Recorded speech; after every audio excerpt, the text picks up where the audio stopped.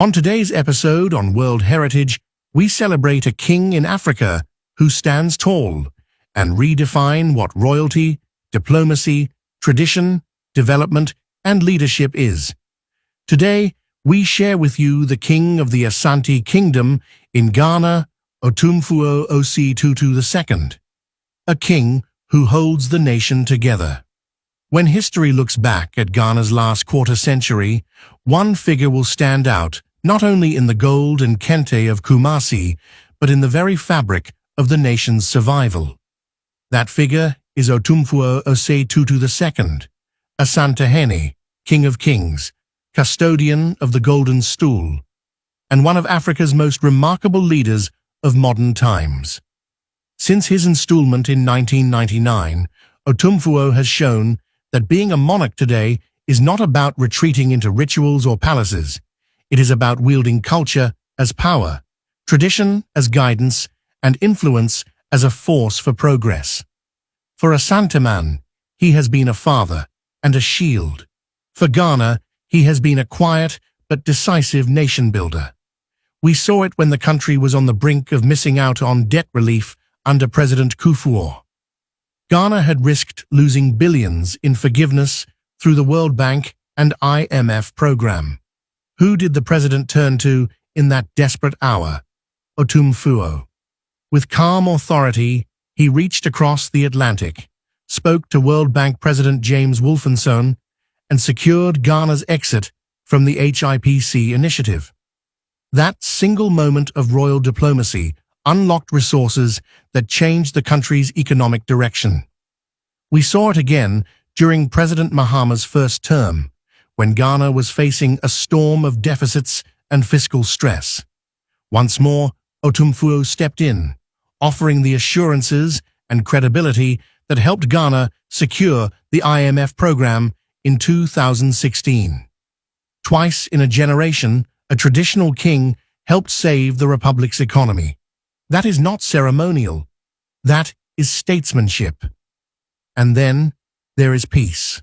For nearly 2 decades, Dagbon was torn apart by rivalry, bloodshed, and distrust.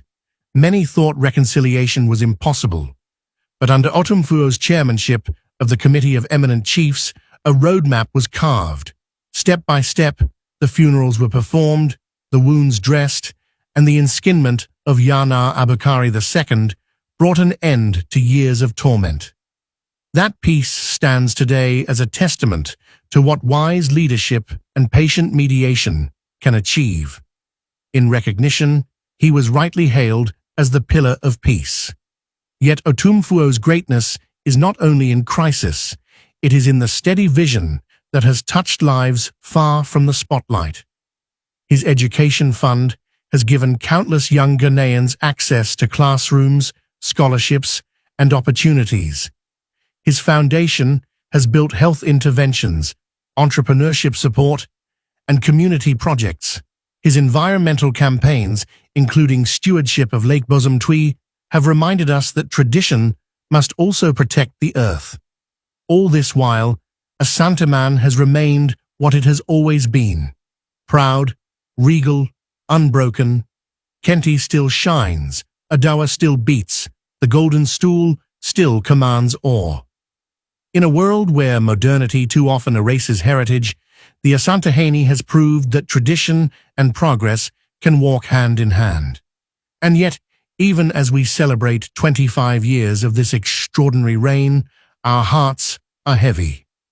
The passing of Asantehene Nanakonadu Yadom III is a deep wound for the royal household and for the entire nation. The Queen Mother's voice of counsel, her motherly presence, and her guiding role in the matrilineal heritage of the Asante Kingdom cannot be replaced.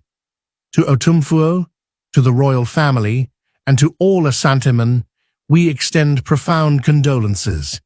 May her soul rest in eternal peace, and may her memory live in the dignity of the stool she served.